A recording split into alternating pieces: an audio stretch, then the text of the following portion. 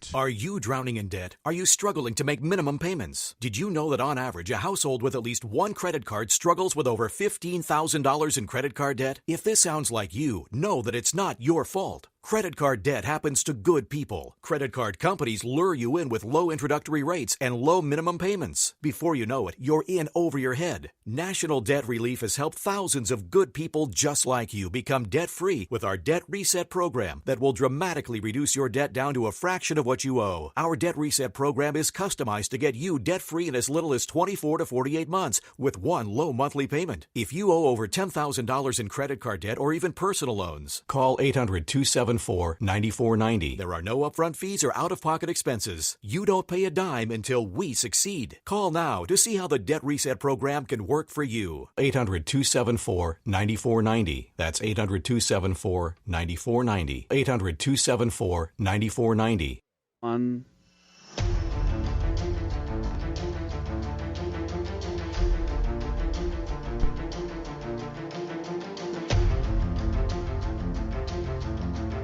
the following is a live copyrighted presentation. And now, ladies and gentlemen, it's time for Radio Law Talk with your host, Frederick Penney, attorney at law. We're back, second hour, man. We're this thing flies by. We were talking about Weinstein the first hour, and we're going to continue with that. So let's.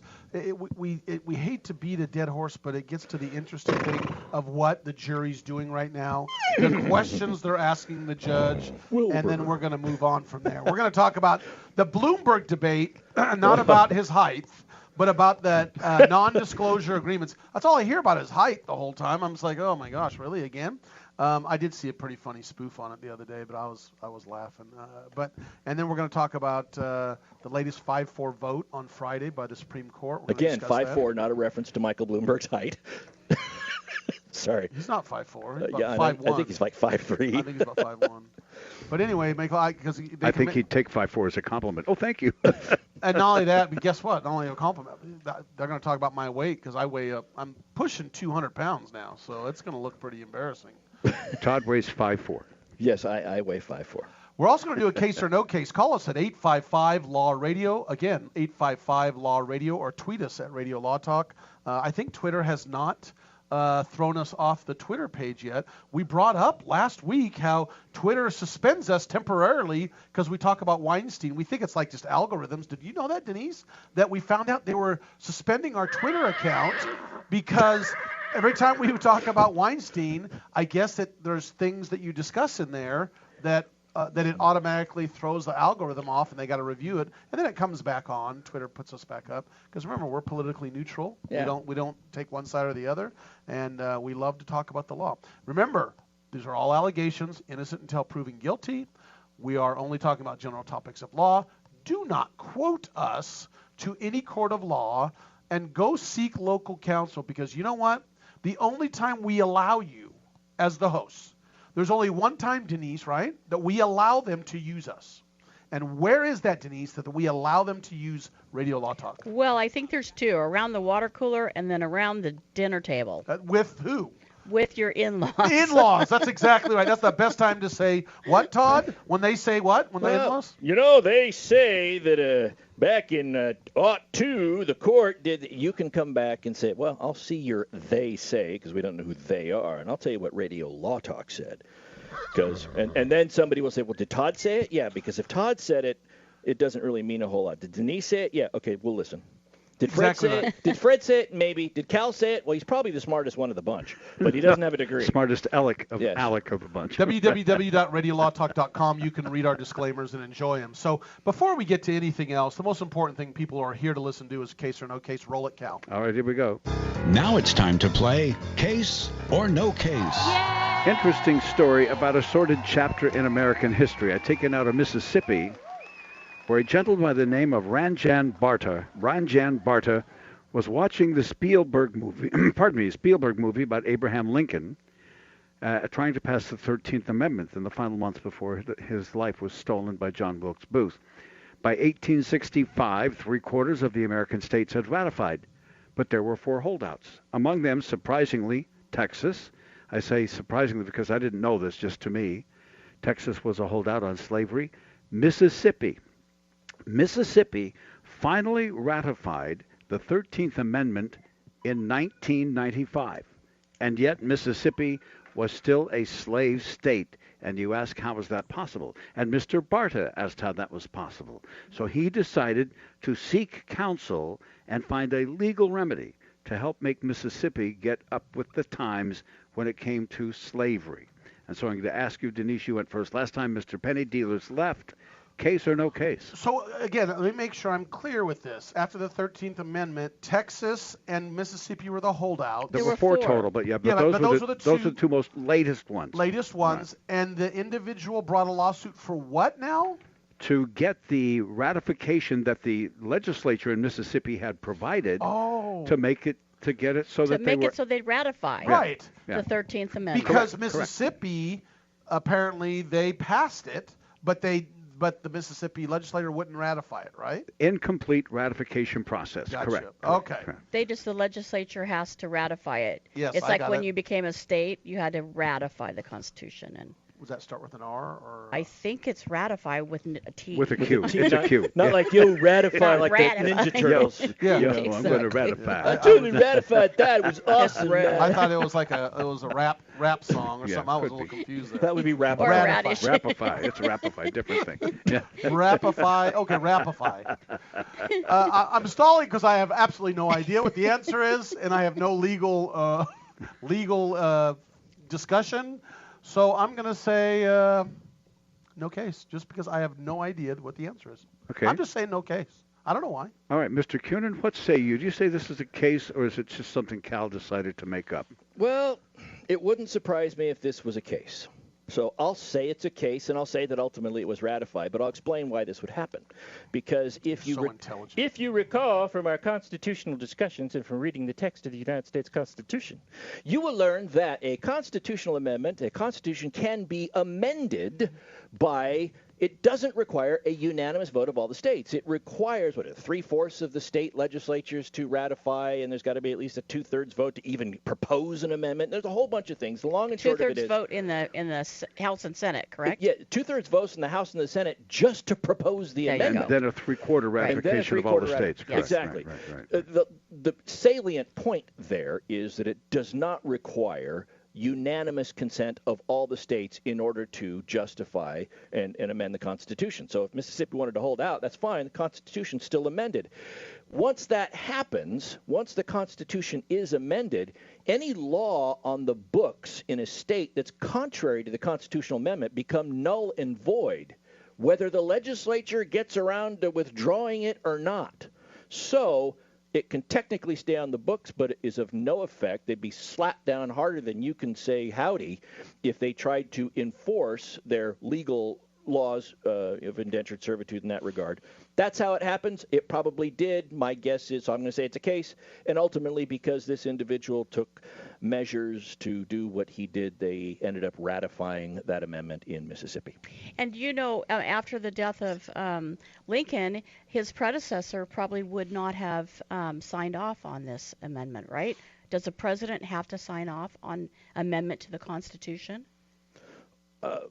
I don't. He has to sign off on the bill before it goes to Congress. I mean, when it gets back from Congress, he would then sign it or veto. I don't think. No, the veto power of the president only applies to legislation. I don't believe it applies to constitutional amendments because the constitutional amendment is a vote of the people. The same people voted to create the Constitution that gave him his power. Ultimately, the people have the power, so I don't think that the president can veto that. Okay. And.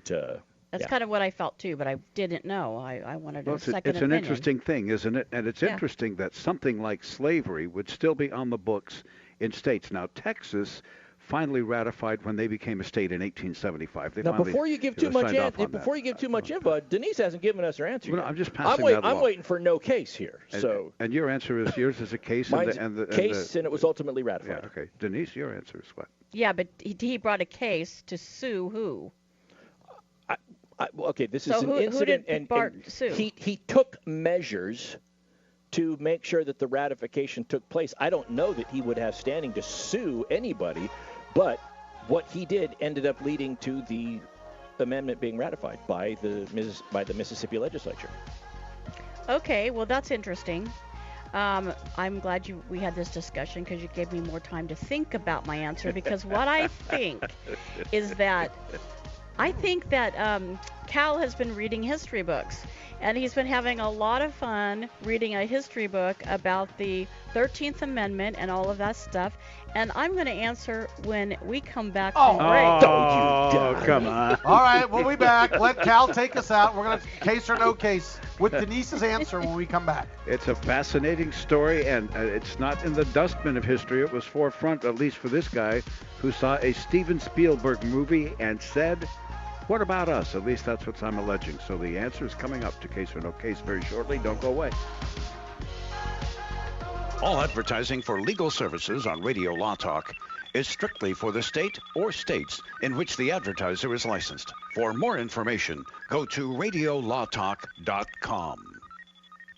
Not all law firms have extensive experience in all areas of the law. It's wise to look for firms that have knowledge and understanding in your particular area of concern. So go to prolawfirms.com. They have listings of attorneys in key areas of practice, such as family law, estate planning, personal injury, bankruptcy, and so forth. When you're looking for a lawyer that has extensive experience in your particular area of need, go to prolawfirms.com. That's prolawfirms.com. ProLawFirms.com is not a law firm and does not endorse or recommend any specific law firm. Jason Rosbach here with Fred Penney, managing attorney from Penney & Associates Injury Lawyers. Now, Fred, what type of cases are you dealing with now, and what sets you apart? Jason, we help people with all types of personal injury cases. We're former insurance company trial lawyers. We understand the other side, which gives us a distinct advantage over our competition. Remember, we don't get paid unless we win. That's Penney & Associates Injury Lawyers with locations throughout California. For a free consultation, go to pennylawyers.com or give them a call, 1-800-616-4LAW. That's PENNEY lawyers.com.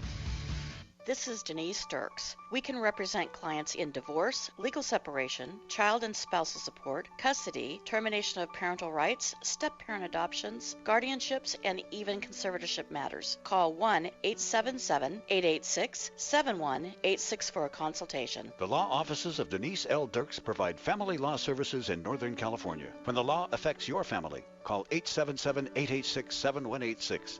The family of attorneys at Denise L. Dirks is here to help. Hi, I'm Frederick Penney of Penney & Associates Injury Lawyers. I bet you're tired of hearing lawyer commercials, so just relax and listen to music for a few seconds.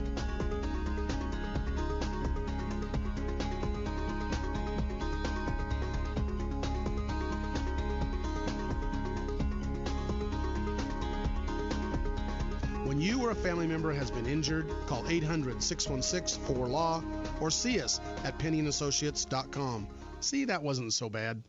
I'm going to Quick Quack Car Wash. Get my car washed, make it quick, quack, pretty, shiny, sexy, just because I want to. Don't drive dirty. Going to get my car suds at the Quick Quack Car Wash. It's the Quick Quack, quickest and the cleanest by far. We're talking 3 skinny minutes sitting right in your car wash. 100 feet of cloth, washing your car at the Quick Quack Car Wash. Any Honda, Mazda, Ford, or Chevy, Sauber, Cadillac, Quick Quack will spruce her up just like that. You'll be happy looking snappy. You'll be glad you was at the Quick Quack Car Wash. Get on the web and go to don'tdrivedirty.com and see where you got your closest Quick Quack in the local area.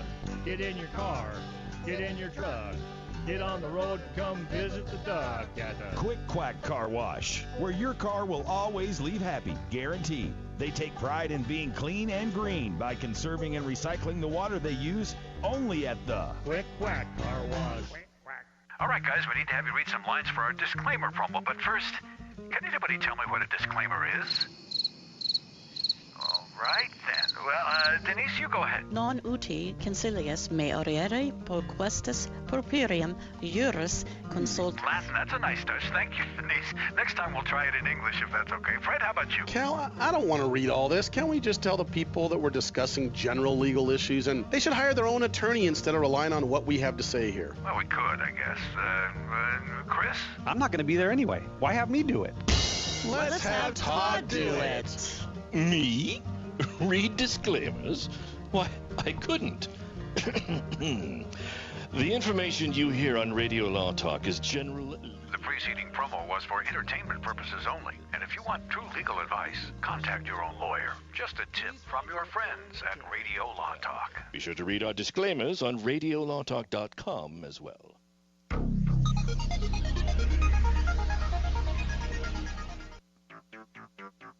You're listening to RadioLawTalk.com. And now back to your host, Frederick Penney. All right. Tell us, Denise, what's your thoughts? You've waited long enough. Okay, so I believe that BARTA filed a declaratory relief action to determine that the Mississippi slavery legislation was unconstitutional and that he wins. Does that make sense? That was totally intelligent. With the net result of what? That he wins. That it is determined that slavery is unconstitutional. They ratified. No, and then the legislature wanted to stop the embarrassment and ratified. Well, just make sure. Cal, were you saying ratification or certification? Well, the amendment was already ratified, but when you hear the answer, you'll know the question. Okay. When you hear the answer, when you answer, you'll understand. So, Denise, you're saying case, and he wins. Yes. Okay, I'm going to give you that. So, those of you who say it is a case, and like I said, I was stunned to learn this when I started reading. The answer is yes, it was a case. Dang it. Darn it. In other words, that's what happened. Okay. And fascinatingly enough, we don't need to editorialize about the practice of slavery. The practice ended as a practical matter of federal law when the 13th Amendment was passed December 6th of 1865. Mississippi had said, yeah, we ratified that amendment in a largely symbolic gesture in 1995 because the law was already a federal law. But they did not send along the certification of the ratification to the federal government, which says a lot about the sentiment at that time, at least with that one official, even in the late 1900s, right? Interesting to think about. It was 95, right? 1995, wow. Right? So the federal government finally, it's the people at the office that publishes the Federal Register. You have to send the ratification to the Federal Register, certified by the governor, signed off by everybody, and then once they post the law, then it's the law. And that finally happened in Mississippi. I'll see if I can find my dates here without messing it up. Well, anyway, it finally happened in Mississippi after this happened in 1995. It was 2002 or something like that. I mean, it was, fairly recently anyway. Well, if Lincoln, if the movie Lincoln by Spielberg was what springboarded it, it would have had to have been like 2012, 2013. Yeah. For that day, because that's when that movie came out. Right. So I'm just trying to. I did not double check my dates, but at any rate, they got the paperwork together, sent it to the Office of Federal Register. The office ratified the results. The year 2013. Wow. It is now officially illegal to own slaves in all 50 states by state ratification, not just by federal law. The date fascinated me. It was unclear why it took so long, but Dick Molfus, the Secretary of State, said, "What an issue to have a filing error on," right? Wow. And so ladies and gentlemen, did BARTA file a suit? No. He just got a guy to help him, started making phone calls and say, "Hey, what's the deal?" Well, then there was no case. No. Was there a lawsuit filed? No lawsuit was filed. Well, then I win. I am the winner. There was no case filed. There was no lawsuit. Cal is the. Historically, Cal has been you the got it final right. arbiter. I'm going to award the points based on the fact that the amendment Wait passed. a minute. I said there was no case. I'll give you points too, Fred. Thank you. Woo. But it doesn't matter. You know why? That is only fair. It doesn't matter. No You know why? case. Because as of next hour, we're resetting because Todd Cunin has won this round of Case or No Case with 53 points. Oh, Todd!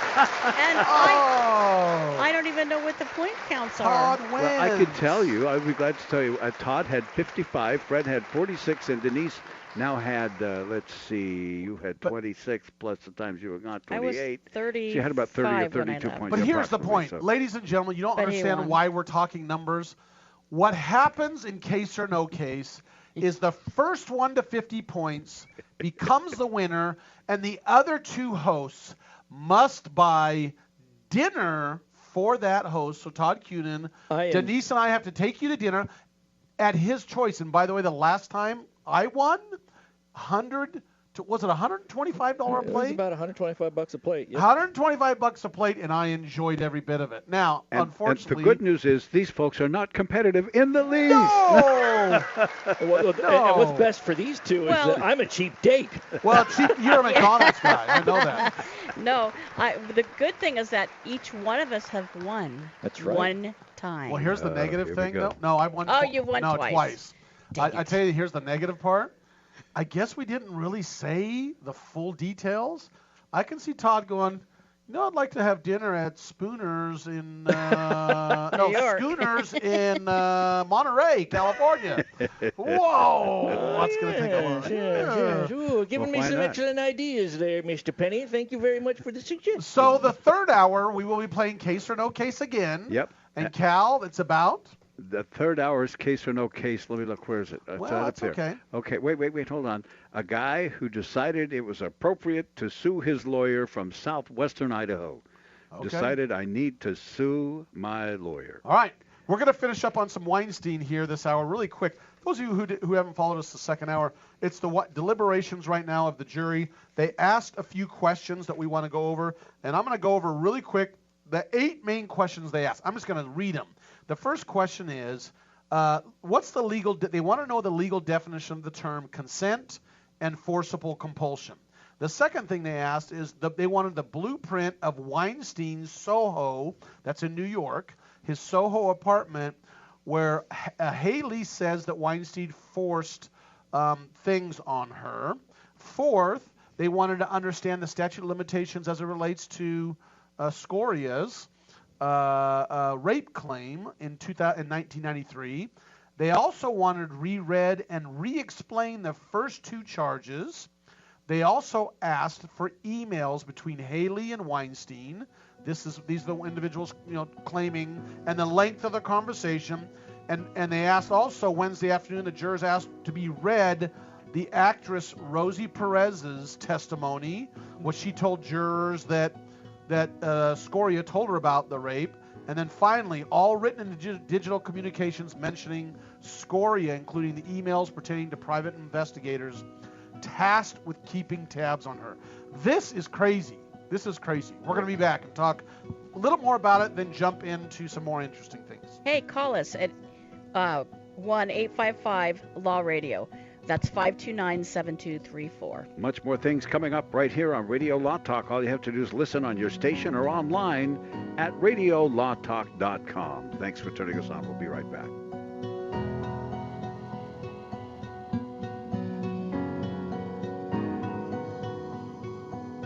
All advertising for legal services on Radio Law Talk is strictly for the state or states in which the advertiser is licensed. For more information, go to radiolawtalk.com. Jason Ross back here with Fred Penney, managing attorney from Penney & Associates Injury Lawyers. Now, Fred, what type of cases are you dealing with now, and what sets you apart? Jason, we help people with all types of personal injury cases. We're former insurance company trial lawyers. We understand the other side, which gives us a distinct advantage over our competition. Remember, we don't get paid unless we win. That's Penney & Associates Injury Lawyers with locations throughout California. For a free consultation, go to pennylawyers.com or give them a call, 1-800-616-4LAW. That's PENNEY lawyers.com. This is Denise Dirks. We can represent clients in divorce, legal separation, child and spousal support, custody, termination of parental rights, step-parent adoptions, guardianships, and even conservatorship matters. Call 1-877-886-7186 for a consultation. The law offices of Denise L. Dirks provide family law services in Northern California. When the law affects your family, call 877-886-7186. The family of attorneys at Denise L. Dirks is here to help.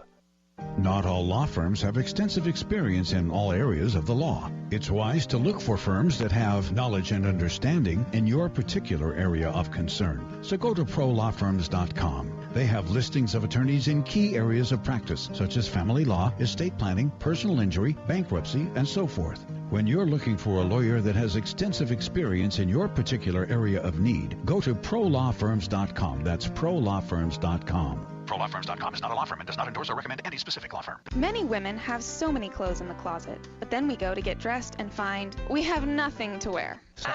We've all been there. We all want to be comfortable and fashionable at the same time, and it's difficult to find clothing that makes that task effortless. But at Letty & Company, you can find trendy, comfortable clothing that is affordable. Things you'll want to wear every day. Shop with a purpose, online with free shipping. Just go to LETTYandcompany.com. LettyandCompany.com.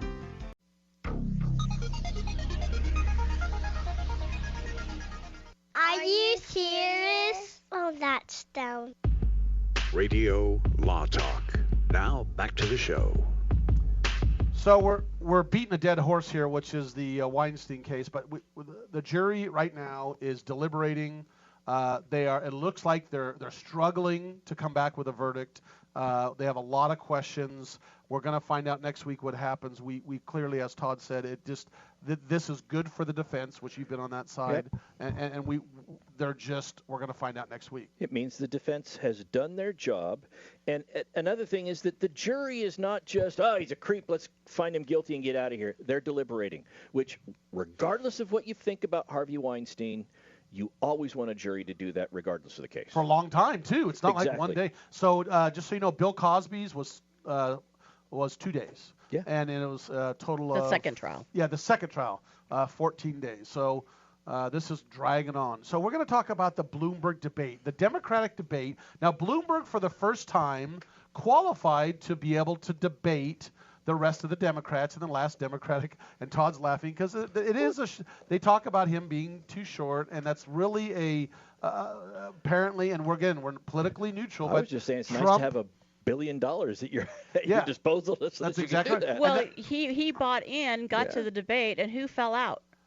Steyer, right? Yes. Steyer's not on. And so what's interesting, Denise, is that the argument for the big argument for Democrats is you got this rich, powerful guy with millionaire or billionaire I'm talking about Trump, and they pound on that. Now Bloomberg's moving in with the same basic credentials, trying to, quote, buy his way in, and there's some real issues there. And he gets up on the Democratic platform and the stand during the debate, and Elizabeth Warren says what, Denise, to him? Well, she questions him about his non-disclosure agreements with women and his verbal and maybe other types of abuse of women. Allegations. Allegations, but there were settlements involved and there was non-disclosure agreements involved.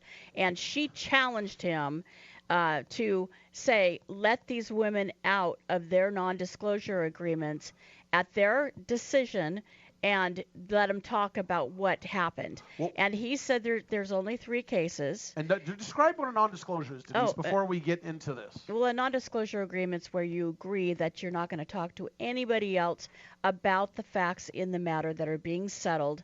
And if somebody does talk about it publicly, then they can be sued. Right. Under the contract, because that's breach of contract. Right. And these non-disclosure agreements have been used by multiple people to try to keep bad conduct, whether it's corporate or individual bad conduct. Even alleged, though. See, a lot of times it's settlement. When there's a settlement, they say, what, Denise? We're not saying we were at fault, but here's a non-disclosure agreement. And usually, Denise, that means they got to pay a little bit more, doesn't that? I mean, even though that's not what you do, but they've got to pay sometimes. Look. Yeah, but sometimes the alleged victim, doesn't want it to be disclosed either. Exactly right. So when you come to that kind of a meeting of the minds, that's mutual consent, and that requires mutual consent to get rid of that provision in the contract.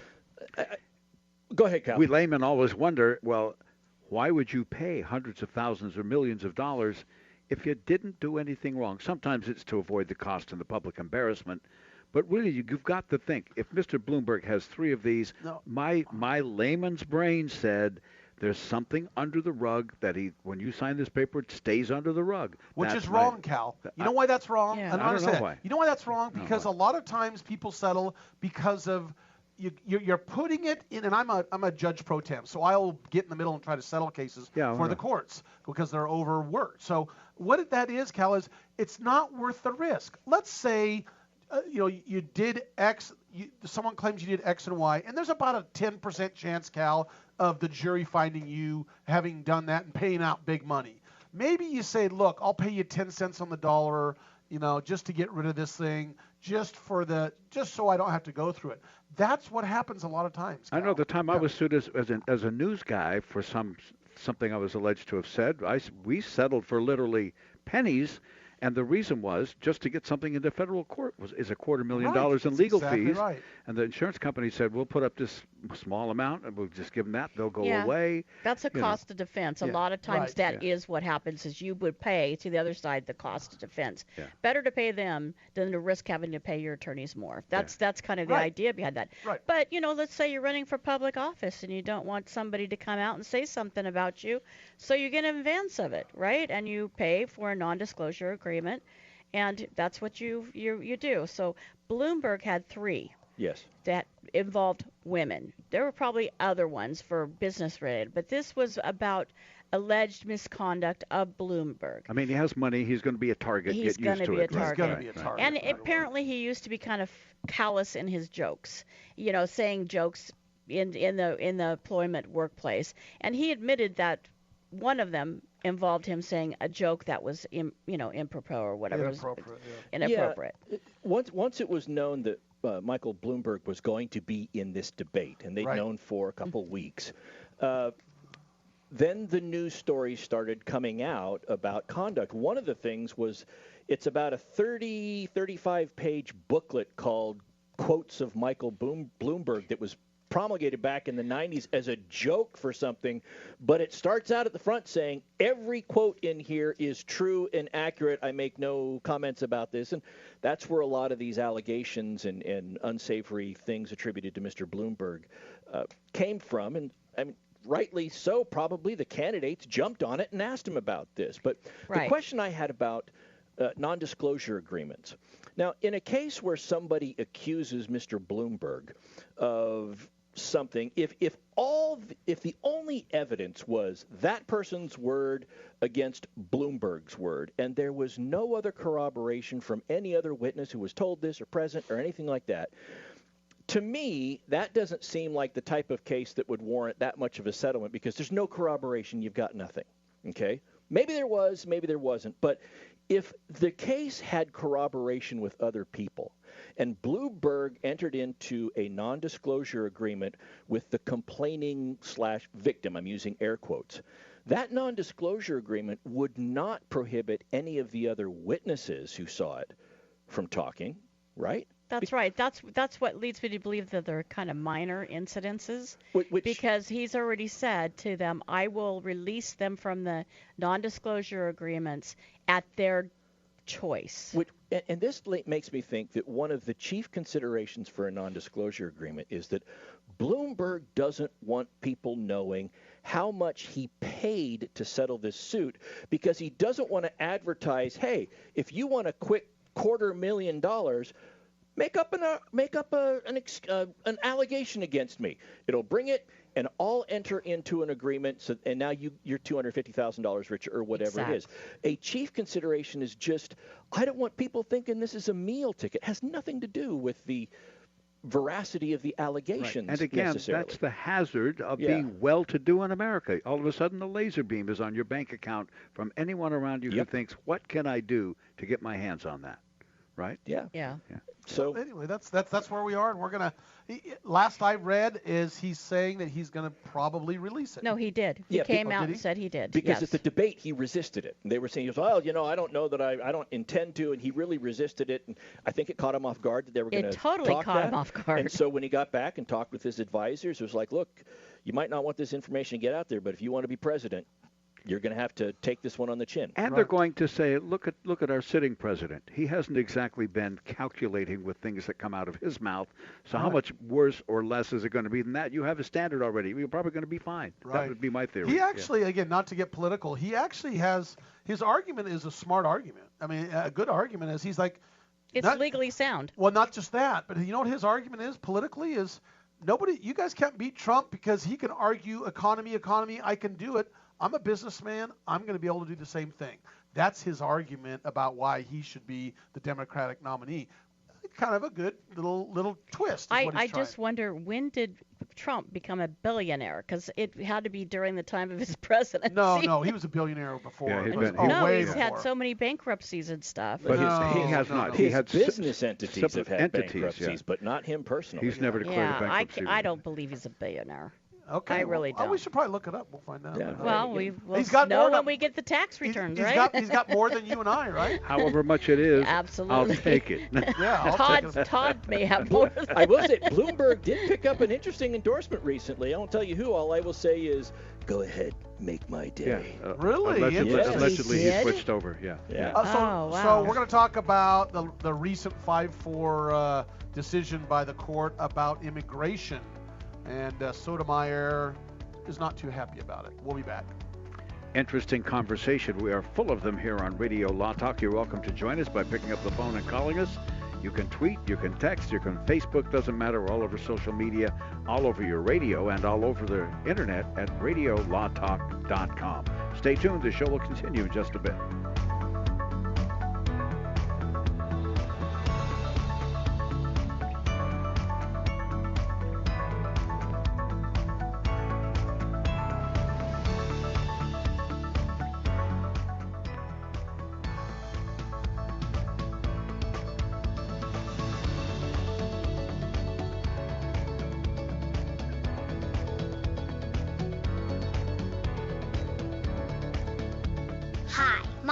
Lily. My mom and dad used to fight about money all the time. Then one day, I heard them talking about this guy, some uncle I never knew, called Uncle Sam. Well, they say this Uncle Sam guy wanted them to pay him like $1 gazillion, and they didn't have $1 gazillion.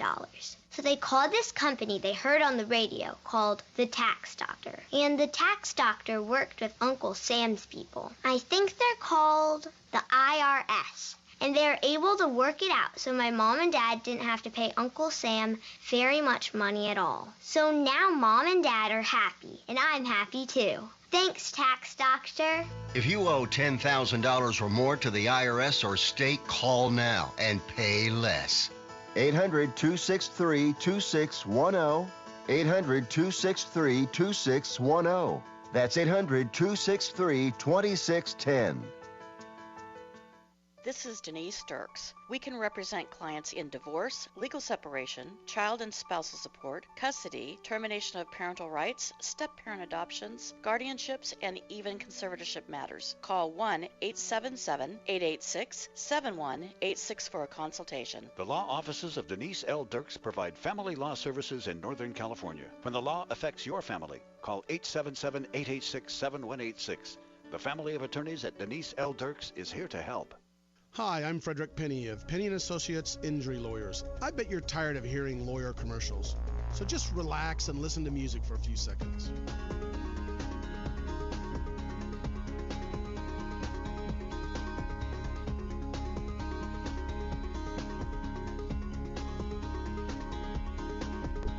When you or a family member has been injured, call 800-616-4LAW or see us at PenneyandAssociates.com. See, that wasn't so bad. If you're one of those independent people who wants your own business and you love food service, we just might have a great opportunity for you. Iceberg Drive-Ins. Iceberg is famous for its thick shakes and delicious food. We lend you our supply chain and expertise, and you can potentially have a thriving, successful, fun business that your customers will love. Iceberg Drive-Ins has some prime areas available right now, so if you're interested, get in touch with us right away. Go to icebergdrivein.com and click on the Contact Us button. Iceberg Drive-In. Ready to grow with you. Fancy pants peanut butter? A big screen television? You haven't even bought a sofa yet. A motorcycle?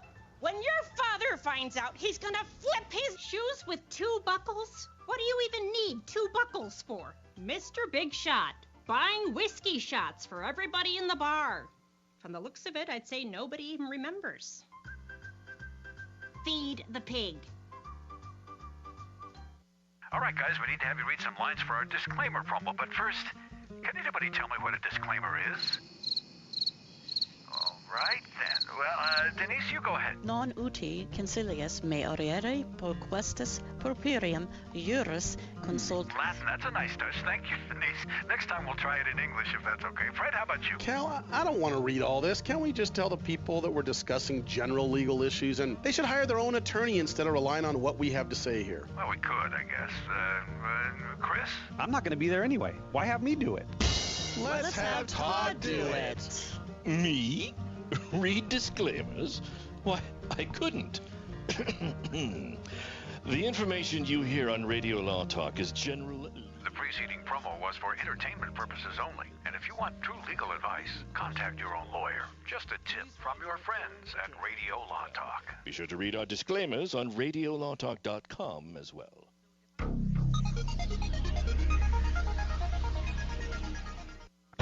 Time to get back to Radio Law Talk on radiolawtalk.com and on your favorite radio station. So there's a policy within the United States that discusses as follows about immigration, and the U.S. government is claiming they have the legal right to deny immigration in the United States of people who might require or have required in the past public financial assistance, and that's what they're able to ask them. The new policy basically says, among other things, to legal immigrants coming in, they ask the question: have you ever used food stamps? Been hospitalized for long-term care? Have you, basically, has the government had to take care of you or cover you through taxpayer dollars? And or I think it even gets into, do you have a job? What's the situation? So what lower courts have done is they're putting injunctions on that. And that's what happened in Illinois, is there an injunction, and that's what everyone's like, oh, this is about a issue of immigration. Well, it's kind of more about the issue of lower courts deciding a whole national issue out of Illinois. And that's kind of what, Todd, you brought up with the way you thought about it. Exactly. So what we've seen happening recently, and Justice Thomas on the Supreme Court was the first to really talk about this concern, and I believe he raised it in an opinion. His concern about the practice of a lower court, a federal court, issuing an injunction based upon a belief that the party in an appeal will ultimately prevail. So it hasn't been decided on the merits yet, but because we think they're going to win, we'll issue an injunction that will stop a practice altogether. And Justice Thomas has expressed the concern that that practice has picked up a lot of steam in the last decade and a half, and that at some point the U.S. Supreme Court's going to have to address the propriety of lower courts doing that. In this case here, there was a challenge to this immigration law, and that case has not been decided yet. It's still making its way through the courts. But a lower court determined that the likelihood that the law as passed, as enforced, would be struck down was so high, they said, we can issue the injunction now. They don't just look at the whether or not the likelihood of success. They also have to look at irreparable injury. Well, so if the argument on the side of the immigrants is that if they have to disclose that they have received food stamps, for example, or living in a projects, for example, then they are disclosing something that's going to automatically make it so they cannot immigrate here. They're going to be, no, it's not automatic. No, it's something that's discretionary, but it's something that they take into consideration. That's the issue. They don't want them to ask it. But what the whole point comes, I'm not trying to disagree with you, but the issue is really not the Supreme Court. The majority basically said, yes, that's kind of an issue, but the real issue here is stop doing injunctions, lower court. That's not your job. I know you can do it at times. Knock it off. Just let it go through the system. That's the big argument here. Is because the Supreme Court wants to see how the social society reacts to it and the implications of it and all of that. But I'm just was arguing what they argued at the trial court level for the injunction. They had to argue some kind of irreparable injury too. That's true. But the opposite is also true. That if the court issues an injunction sometimes, and the case ultimately wouldn't have merit, well then there's a lot of damage and sometimes irreparable damage to the law that was being imposed or that sought to being enforced at a certain time if the court put the brakes on it and said, no, that cannot happen.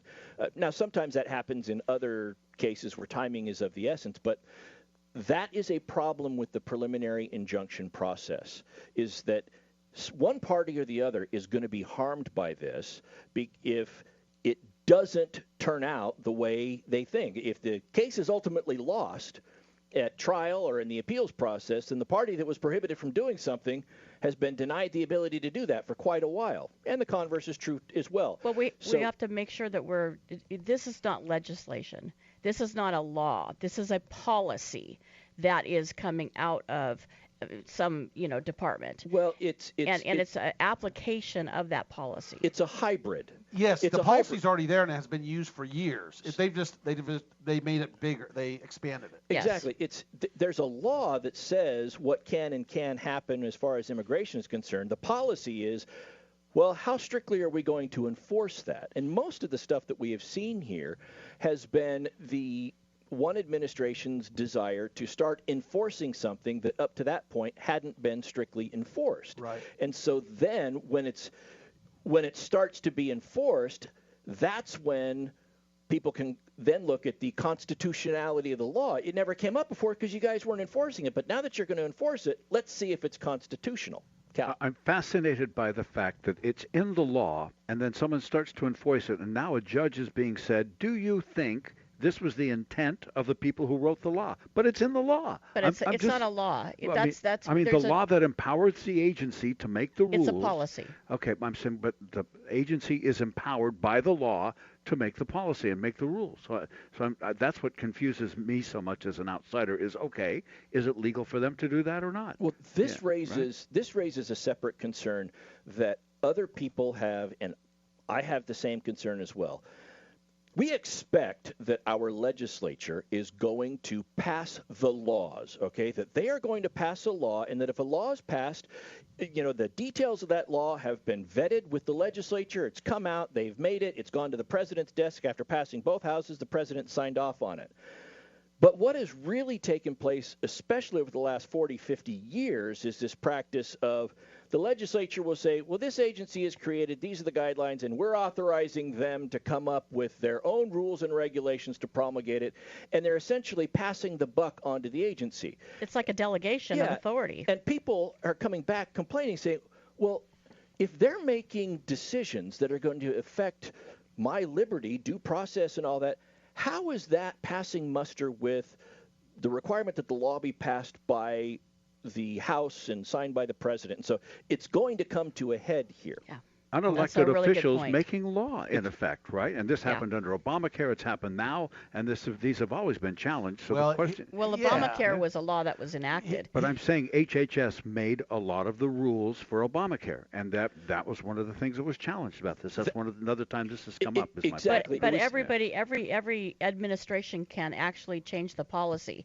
So that means they can interpret that law in different ways, and so that's where a lot of 855 Law Radio, if you want to comment. 855 Law Radio. What's interesting is I'm reading there's a lot of different reports about this, and it's funny to read their spin on it. Well, first of all, the thing that I wanted to say, Sotomayor, whether you are left, right, or middle, is clearly hammering on the majority, saying you're pandering to Trump. I mean, that's what she's saying in between. You are, every time they run to you guys, us, you're allowing, them to go ahead and bring something, and we discuss it and rule on it. And she kind of hammers them on it. But what's interesting, a lot of people keep saying the 5 conservatives on the bench, and yet the 4 progressives. They won't call them liberals. They call them progressives. I think it's funny how they say the 5 conservatives and the 4 progressives. No, the 4 liberals and the 5 conservatives. That's just the way it is. They're not liberals, though. They're moderates.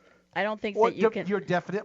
It depends that's what why your they say definition progressive. is. That's why they're parsing their words. They're parsing their words. My point is, okay, then maybe the conservatives are progressive. My point is the semantics and the words that the media is using out there cracks me up. It just depends, but it depends which side's using them, Denise. That's what I'm saying. But some say, oh, they're progressive. No, some say they're liberal.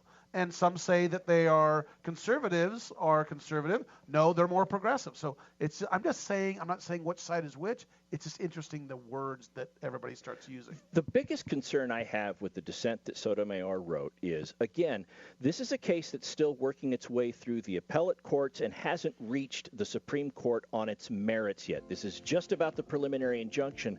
But her opinion talks a lot about the merits of the underlying case.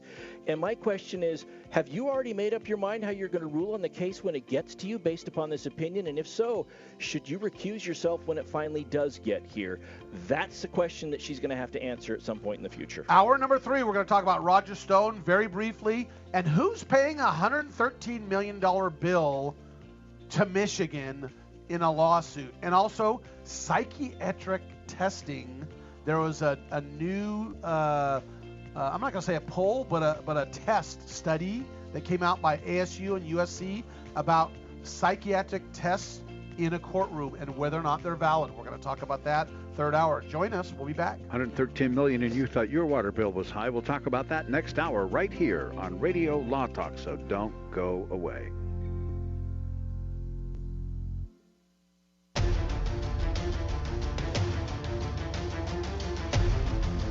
You have been listening to RadioLawTalk.com, a copyrighted presentation of Radio Law Talk Incorporated.